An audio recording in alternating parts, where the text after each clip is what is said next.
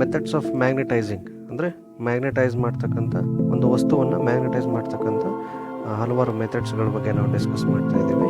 So normally there are 3 types of method of magnetizing. So in this we have touch method by means of electric current, induction method. So touch method by means of electric current ಮತ್ತು induction method. Okay, ಈ 3 ಮೆಥಡ್ಸ್ಗಳ ಮುಖಾಂತರ ನಾವು magnetising ಒಂದು iron ಮೆಟಲ್ನ ನಾವು magnetise ಮಾಡ್ತೀವಿ. Okay, so normally touch method ಮತ್ತು 3 ಥರನಾಗಿ ಅದು ವಿಂಗಡಣೆ ಆಗ್ತಾ ಹೋಗುತ್ತೆ. Single touch method, double touch method ಮತ್ತು ಡಿವೈಡ್ ಟಚ್ ಮೆಥಡ್ ಅಂತ ಹೇಳಿ ನಾವು ಒಂದೊಂದಾಗಿ ನೋಡೋಣ ಫ್ರೆಂಡ್ಸ್. ಈಗ single touch method. So normally single touch method ಒಂದು ಸ್ಟೀಲ್ ಬಾರನ್ನು ತೊಗೊಂಡು ಅದರ ಮೇಲೆ ಮ್ಯಾಗ್ನೆಟನ್ನು ಕಂಟಿನ್ಯೂಸ್ ಆಗಿ ರಬ್ ಮಾಡ್ತಾ ಹೋದಂತೆಯೇ ಆ ಒಂದು ಸ್ಟೀಲ್ ಬಾರು ಕೆಲವೊಂದು ಸಮಯ ಬಿಟ್ಟು ಅದು ಒಂದು ಮ್ಯಾಗ್ನೆಟ್ ಅಂದರೆ ಅದು ರಬ್ಬಿಂಗ್ ಪ್ರೊಸೆಸ್ ಆದಾದಮೇಲೆ ಅದು ಮ್ಯಾಗ್ನೆಟೈಸ್ ಆಗುತ್ತೆ. ಇದು ಸಿಂಗಲ್ ಟಚ್ ಮೆಥಡ್ ಅಂತ ನೋಡ್ತೀವಿ. ಓಕೆ, ಇದು continuously is being rubbed, ಅಂದರೆ the magnet is rubbed continuously with a permanent magnet.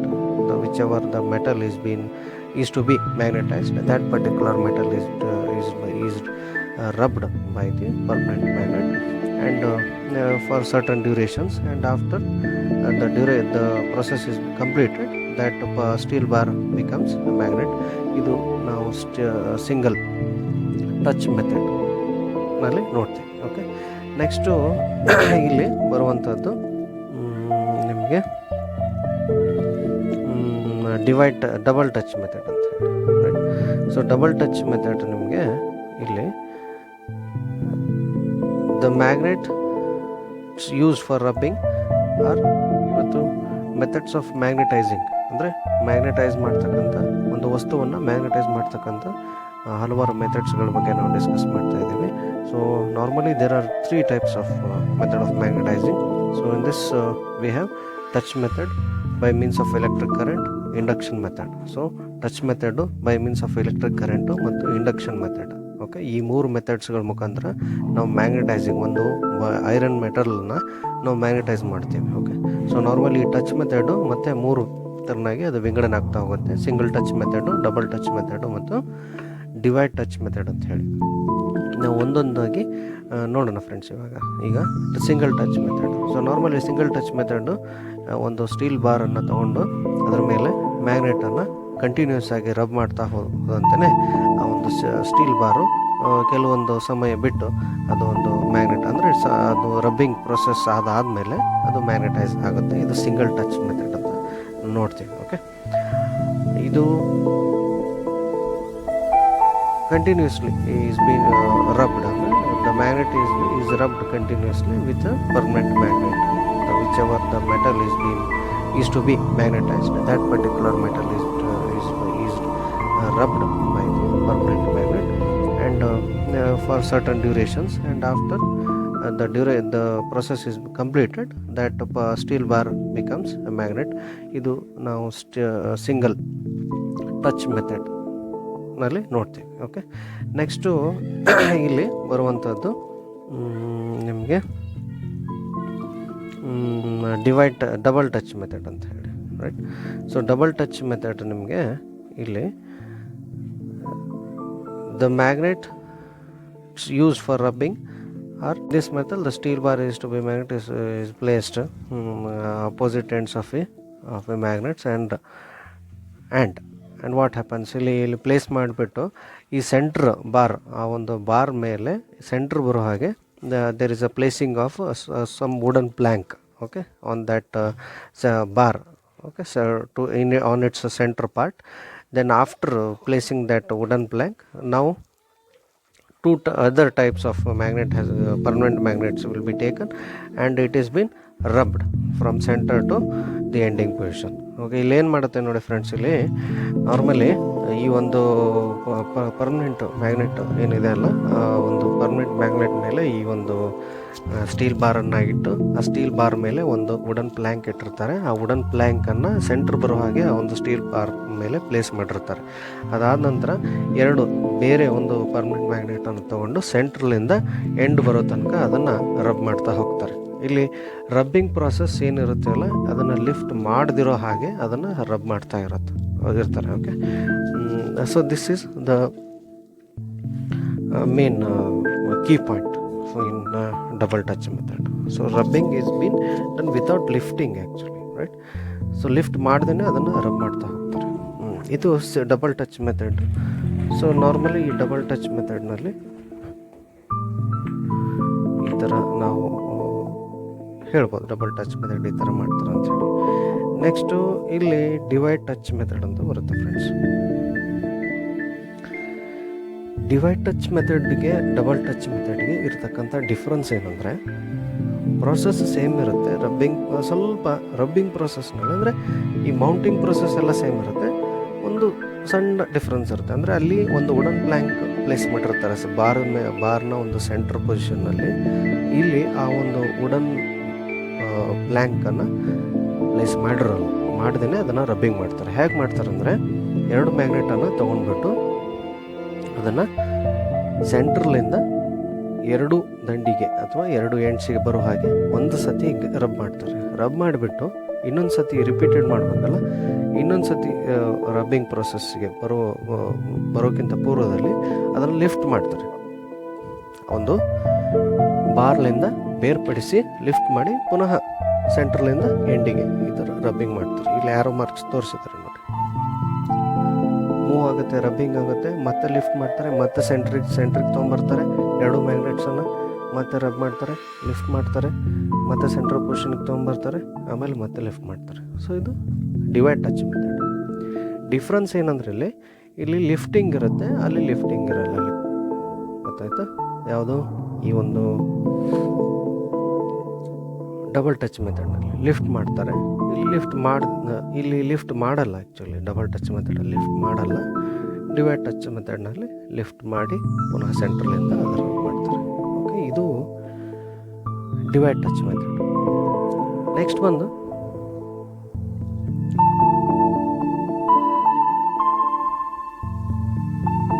Electric current.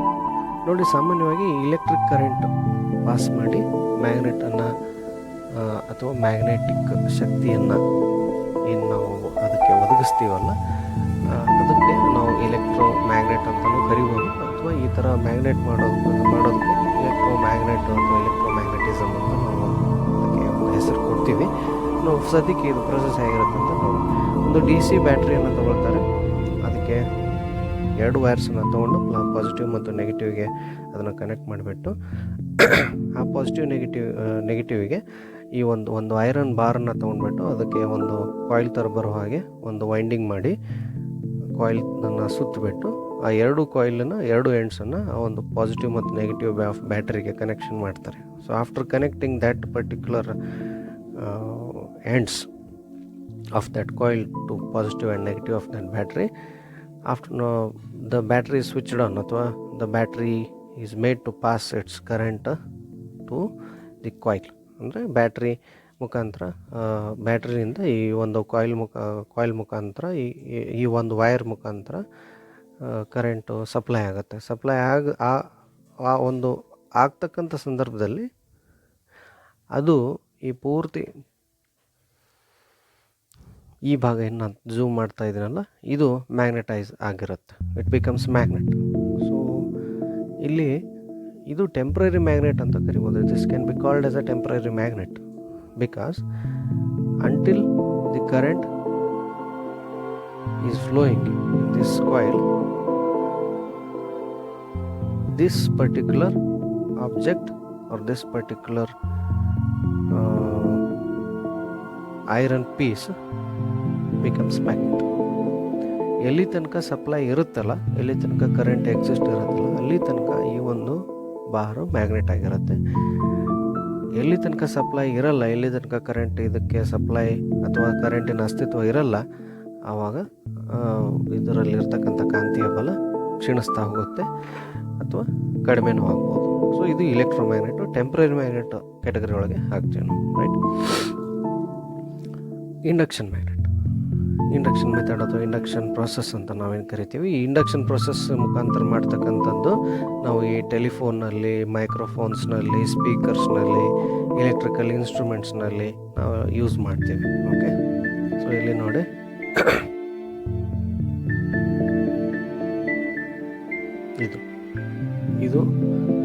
Set process, induction method. ಇಲ್ಲಿ ಏನು ಸಿಂಪಲ್ ಪ್ರೊಸೆಸ್ ಇದೆ, ಇಲ್ಲಿ ಫಸ್ಟ್ಗೆ ಒಂದು ಇನ್ಸ್ಟ್ರೂಮೆಂಟನ್ನು ರೆಡಿ ಮಾಡ್ಕೊಂಡಿರ್ತಾರೆ. ಏನು ಅದು ಇನ್ಸ್ಟ್ರೂಮೆಂಟ್ ಹೇಗಿರುತ್ತೆ ಅಂದರೆ, ಕಾಯಿಲ್ ಇರುತ್ತೆ, ಕೋರ್ ಇರುತ್ತೆ.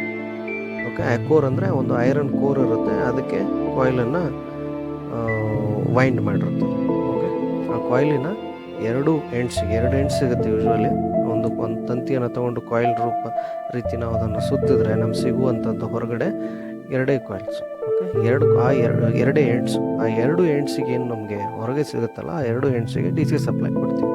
ಸೊ ಡಿ ಸಿ ಸಪ್ಲೈ ಕೊಟ್ಟಾಗ ಈ ಪರ್ಟಿಕ್ಯುಲರ್ ಕಾಯಿಲ್ನಲ್ಲಿ ಸಪ್ಲೈ ಪಾಸ್ ಆಗುತ್ತೆ ಅಥವಾ ಕರೆಂಟ್ ಪಾಸ್ ಆಗುತ್ತೆ. ಪಾಸ್ ಆದಮೇಲೆ ಅದು ಒಂದು ಮ್ಯಾಗ್ನೆಟೈಸ್ಡ್ ಆಬ್ಜೆಕ್ಟ್ ಆಗಿರುತ್ತೆ, ಒಂದು ಹ್ಯೂಜ್ ಮ್ಯಾಗ್ನೆಟ್ ಆಗಿರುತ್ತೆ. ಅದು ಹೆವಿ ಕರೆಂಟ್ ಫ್ಲೋ ಆಗಿರೋದು ಒಂದು ದೊಡ್ಡ ಮ್ಯಾಗ್ನೆಟ್ ಆಗಿರುತ್ತೆ. ಆವಾಗ ಆ ಕೋರ್ ಪಾರ್ಟಿಗೆ ಬರೋ ಹಾಗೆ ಒಂದು ಸ್ಟೀಲ್ ಪೀಸ್, ಅಂದರೆ ನಾವು ಯಾವುದೇ ಒಂದು ವಸ್ತುವನ್ನು ಮ್ಯಾಗ್ನೆಟ್ ಮಾಡಬೇಕಲ್ಲ, ಅಂಥ ಪರ್ಟಿಕ್ಯುಲರ್ ವಸ್ತುವನ್ನು ಆ ಒಂದು ಕೋರ್ಗೆ ನಾವು ಟಚ್ ಅಥವಾ ಕನೆಕ್ಟ್ ಅಥವಾ ಅದ್ರ ಮೇಲೆ ಪ್ಲೇಸ್ ಮಾಡ್ತೀವಿ. ಯಾವುದು ಈ ಸ್ಟೀಲ್ ಪೀಸನ್ನು ಅಂದರೆ ಕೋರ್ ಪಾರ್ಟ್ ಮೇಲೆ ಪ್ಲೇಸ್ ಮಾಡಿದಾಗ ಕೆಲವೊಂದಿಷ್ಟು ಸ್ಪ್ಯಾನ್ ಆಫ್ ಸೆಕೆಂಡ್ ಅಂತ ಹೇಳ್ಬೋದು, ಅಥವಾ ಅದರ ಒಂದು ಕೆಪಾಸಿಟಿ ಮೇಲೆ ಇರುತ್ತೆ. ಆ ಒಂದು ಸ್ಟೀಲ್ ಪೀಸ್ ಕೆಪಾಸಿಟಿ, ಅದರ ಒಂದು ಗಾತ್ರದ ಮೇಲೆ ನಾವು ಕರೆಂಟನ್ನು ಪಾಸ್ ಮಾಡ್ತಕ್ಕಂಥ ಅವಧಿಯನ್ನು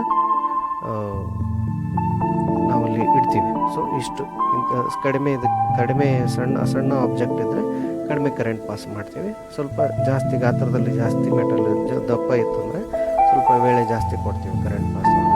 ಸೊ ಈ ರೀತಿ ನಾವು ಮಾಡಿದಾಗ ಈ ಸ್ಟೀಲ್ ಪೀಸ್ ಕೂಡ ಮ್ಯಾಗ್ನೆಟ್ ಆಗಿ ನಮಗೆ ಹೊರಗಡೆ ಬರುತ್ತೆ. ಓಕೆ, ಸೊ ಇದು ಪ್ರೊಸೆಸ್ ಆಫ್ ಮ್ಯಾಗ್ನೆಟೈಸಿಂಗ್ ಪ್ರೊಸೆಸ್ ಅನ್ಬೋದು, ಒಂದು ಮೆಥಡ್ ಆಫ್ ಮ್ಯಾಗ್ನೆಟೈಸಿಂಗ್ ಅಂತ ಹೇಳ್ಬೋದು.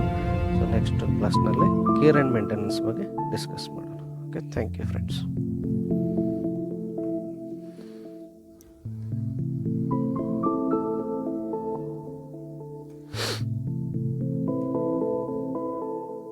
This method, the steel bar is to be magnet is placed opposite ends of a magnets and what happens, ಇಲ್ಲಿ ಪ್ಲೇಸ್ ಮಾಡಿಬಿಟ್ಟು ಈ ಸೆಂಟ್ರ್ ಬಾರ್, ಆ ಒಂದು ಬಾರ್ ಮೇಲೆ ಸೆಂಟ್ರ್ ಬರೋ ಹಾಗೆ there is a placing of some wooden plank, okay, on that bar, okay, so on its center part. Then after placing that wooden plank, now two other types of permanent magnets will be taken, and it has been rubbed from center to the ending position. Okay, ಇಲ್ಲಿ ಏನು ಮಾಡುತ್ತೆ ನೋಡಿ friends, ಇಲ್ಲಿ normally ಈ ಒಂದು permanent magnet ಏನಿದೆ ಅಲ್ಲ, ಒಂದು ಪರ್ಮನೆಂಟ್ ಮ್ಯಾಗ್ನೆಟ್ ಮೇಲೆ ಈ ಒಂದು ಸ್ಟೀಲ್ ಬಾರನ್ನು ಇಟ್ಟು ಆ ಸ್ಟೀಲ್ ಬಾರ್ ಮೇಲೆ ಒಂದು ವುಡನ್ ಪ್ಲ್ಯಾಂಕ್ ಇಟ್ಟಿರ್ತಾರೆ. ಆ ವುಡನ್ ಪ್ಲ್ಯಾಂಕನ್ನು ಸೆಂಟ್ರ್ ಬರೋ ಹಾಗೆ ಆ ಒಂದು ಸ್ಟೀಲ್ ಬಾರ್ ಮೇಲೆ ಪ್ಲೇಸ್ ಮಾಡಿರ್ತಾರೆ. ಅದಾದ ನಂತರ ಎರಡು ಬೇರೆ ಒಂದು ಪರ್ಮನೆಂಟ್ ಮ್ಯಾಗ್ನೆಟನ್ನು ತೊಗೊಂಡು ಸೆಂಟ್ರಲಿಂದ ಎಂಡ್ ಬರೋ ತನಕ ಅದನ್ನು ರಬ್ ಮಾಡ್ತಾ ಹೋಗ್ತಾರೆ. ಇಲ್ಲಿ ರಬ್ಬಿಂಗ್ ಪ್ರಾಸೆಸ್ ಏನಿರುತ್ತೆ ಅಲ್ಲ, ಅದನ್ನು ಲಿಫ್ಟ್ ಮಾಡದಿರೋ ಹಾಗೆ ಅದನ್ನು ರಬ್ ಮಾಡ್ತಾ ಇರ್ತಾರೆ. Okay, so this is the main key point in double touch method. So rubbing is been done without lifting actually, right? So lift ಮಾಡ್ದೇನೆ ಅದನ್ನು ರಬ್ ಮಾಡ್ತಾ ಹೋಗ್ತಾರೆ. ಇದು double touch method. So normally ಈ ಡಬಲ್ ಟಚ್ ಮೆಥಡ್ನಲ್ಲಿ ಈ ಥರ ನಾವು ಹೇಳ್ಬೋದು, ಡಬಲ್ ಟಚ್ ಮೆಥಡ್ ಈ ಥರ ಮಾಡ್ತಾರೆ ಅಂಥೇಳಿ. ನೆಕ್ಸ್ಟು ಇಲ್ಲಿ ಡಿವೈಡ್ ಟಚ್ ಮೆಥಡ್ ಅಂತ ಬರುತ್ತೆ ಫ್ರೆಂಡ್ಸ್. ಡಿವೈಡ್ ಟಚ್ ಮೆಥಡ್ಗೆ ಡಬಲ್ ಟಚ್ ಮೆಥಡ್ಗೆ ಇರ್ತಕ್ಕಂಥ ಡಿಫ್ರೆನ್ಸ್ ಏನಂದರೆ, ಪ್ರೊಸೆಸ್ ಸೇಮ್ ಇರುತ್ತೆ. ಸ್ವಲ್ಪ ರಬ್ಬಿಂಗ್ ಪ್ರೊಸೆಸ್ನಲ್ಲಿ ಅಂದರೆ ಈ ಮೌಂಟಿಂಗ್ ಪ್ರೊಸೆಸ್ ಎಲ್ಲ ಸೇಮ್ ಇರುತ್ತೆ. ಒಂದು ಸಣ್ಣ ಡಿಫ್ರೆನ್ಸ್ ಇರುತ್ತೆ, ಅಂದರೆ ಅಲ್ಲಿ ಒಂದು ವುಡನ್ ಪ್ಲ್ಯಾಂಕ್ ಪ್ಲೇಸ್ ಮಾಡಿರ್ತಾರೆ ಬಾರ್ನ ಒಂದು ಸೆಂಟ್ರ್ ಪೊಸಿಷನ್ನಲ್ಲಿ. ಇಲ್ಲಿ ಆ ಒಂದು ವುಡನ್ ಪ್ಲ್ಯಾಂಕನ್ನು ಪ್ಲೇಸ್ ಮಾಡ್ದೇ ಅದನ್ನು ರಬ್ಬಿಂಗ್ ಮಾಡ್ತಾರೆ. ಹೇಗೆ ಮಾಡ್ತಾರೆ ಅಂದರೆ, ಎರಡು ಮ್ಯಾಗ್ನೆಟನ್ನು ತೊಗೊಂಡ್ಬಿಟ್ಟು ಅದನ್ನು ಸೆಂಟ್ರಲಿಂದ ಎರಡು ದಂಡಿಗೆ ಅಥವಾ ಎರಡು ಎಂಡ್ಸಿಗೆ ಬರೋ ಹಾಗೆ ಒಂದು ಸತಿ ರಬ್ ಮಾಡ್ತಾರೆ. ರಬ್ ಮಾಡಿಬಿಟ್ಟು ಇನ್ನೊಂದು ಸತಿ ರಿಪೀಟೆಡ್ ಮಾಡಬೇಕಲ್ಲ, ಇನ್ನೊಂದು ಸತಿ ರಬ್ಬಿಂಗ್ ಪ್ರೊಸೆಸ್ಗೆ ಬರೋಕ್ಕಿಂತ ಪೂರ್ವದಲ್ಲಿ ಅದನ್ನು ಲಿಫ್ಟ್ ಮಾಡ್ತಾರೆ. ಒಂದು ಬಾರ್ಲಿಂದ ಬೇರ್ಪಡಿಸಿ ಲಿಫ್ಟ್ ಮಾಡಿ ಪುನಃ ಸೆಂಟ್ರಲಿಂದ ಎಂಡಿಗೆ ಈ ಥರ ರಬ್ಬಿಂಗ್ ಮಾಡ್ತಾರೆ. ಇಲ್ಲಿ ಯಾರೋ ಮಾರ್ಕ್ಸ್ ತೋರಿಸಿದ್ದಾರೆ ನೋಡಿ. ಮೂವ್ ಆಗುತ್ತೆ, ರಬ್ಬಿಂಗ್ ಆಗುತ್ತೆ, ಮತ್ತೆ ಲಿಫ್ಟ್ ಮಾಡ್ತಾರೆ, ಮತ್ತೆ ಸೆಂಟ್ರಿಗೆ ತೊಗೊಂಬರ್ತಾರೆ, ಎರಡು ಮ್ಯಾಗ್ನೆಟ್ಸನ್ನು ಮತ್ತೆ ರಬ್ ಮಾಡ್ತಾರೆ, ಲಿಫ್ಟ್ ಮಾಡ್ತಾರೆ, ಮತ್ತೆ ಸೆಂಟ್ರಲ್ ಪೊಸಿಷನ್ಗೆ ತೊಗೊಂಬರ್ತಾರೆ, ಆಮೇಲೆ ಮತ್ತೆ ಲಿಫ್ಟ್ ಮಾಡ್ತಾರೆ. ಸೊ ಇದು ಡಿವೈಡ್ ಟಚ್ ಮೆಥಡ್. ಡಿಫ್ರೆನ್ಸ್ ಏನಂದ್ರೆ ಇಲ್ಲಿ ಲಿಫ್ಟಿಂಗ್ ಇರುತ್ತೆ, ಅಲ್ಲಿ ಲಿಫ್ಟಿಂಗ್ ಇರಲ್ಲ. ಅಲ್ಲಿ ಗೊತ್ತಾಯ್ತಾ?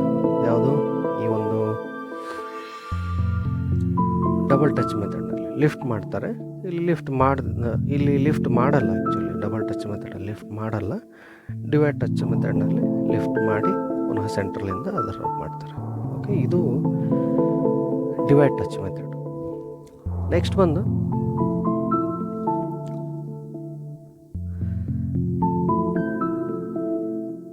Electric current.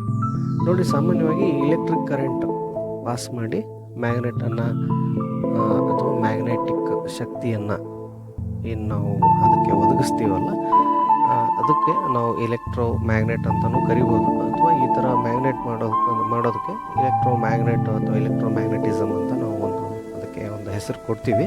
ನಾವು ಸದ್ಯಕ್ಕೆ ಇದು ಪ್ರೊಸೆಸ್ ಹೇಗಿರುತ್ತೆ ಅಂತ ನೋಡೋಣ.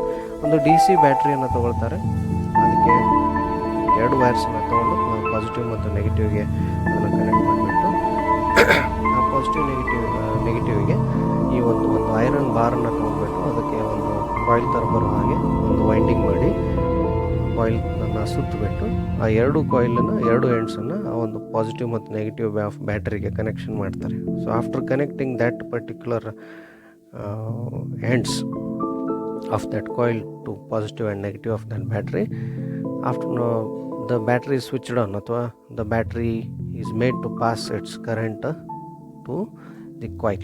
ಅಂದರೆ ಬ್ಯಾಟ್ರಿ ಮುಖಾಂತರ ಬ್ಯಾಟ್ರಿಯಿಂದ ಈ ಒಂದು ಕಾಯಿಲ್ ಮುಖಾಂತರ ಈ ಒಂದು ವೈರ್ ಮುಖಾಂತರ ಕರೆಂಟು ಸಪ್ಲೈ ಆಗುತ್ತೆ.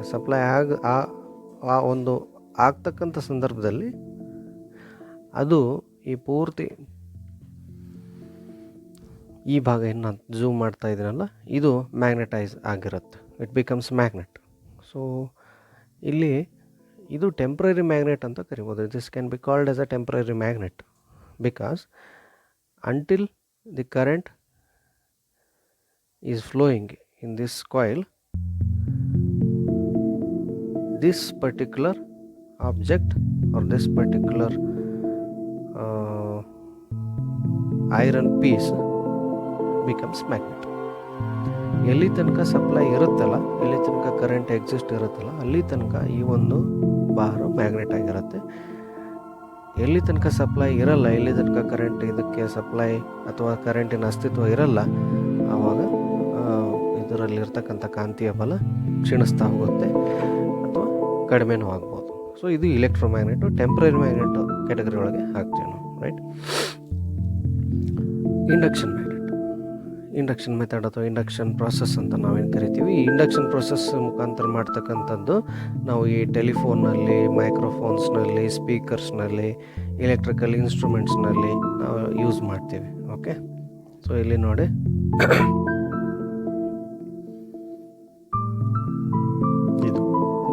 ಇದು ಅದರ ಎಕ್ಸಾಕ್ಟ್ ಪ್ರಾಸೆಸ್, ಇಂಡಕ್ಷನ್ ಮೆಥಡ್. ಇಲ್ಲಿ ಏನು ಸಿಂಪಲ್ ಪ್ರೊಸೆಸ್ ಇದೆ, ಇಲ್ಲಿ ಫಸ್ಟಿಗೆ ಒಂದು ಇನ್ಸ್ಟ್ರೂಮೆಂಟನ್ನು ರೆಡಿ ಮಾಡ್ಕೊಂಡಿರ್ತಾರೆ. ಅದು ಇನ್ಸ್ಟ್ರೂಮೆಂಟ್ ಹೇಗಿರುತ್ತೆ ಅಂದರೆ, ಕಾಯಿಲ್ ಇರುತ್ತೆ, ಕೋರ್ ಇರುತ್ತೆ. ಓಕೆ, ಆ ಕೋರ್ ಅಂದರೆ ಒಂದು ಐರನ್ ಕೋರ್ ಇರುತ್ತೆ, ಅದಕ್ಕೆ ಕಾಯಿಲನ್ನು ವೈಂಡ್ ಮಾಡಿರ್ತಾರೆ.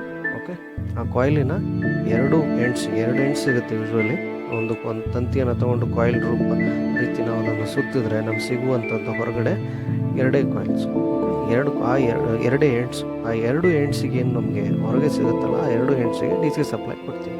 ಸೊ DC ಸಪ್ಲೈ ಕೊಟ್ಟಾಗ ಈ ಪರ್ಟಿಕ್ಯುಲರ್ ಕಾಯಿಲ್ನಲ್ಲಿ ಸಪ್ಲೈ ಪಾಸ್ ಆಗುತ್ತೆ ಅಥವಾ ಕರೆಂಟ್ ಪಾಸ್ ಆಗುತ್ತೆ.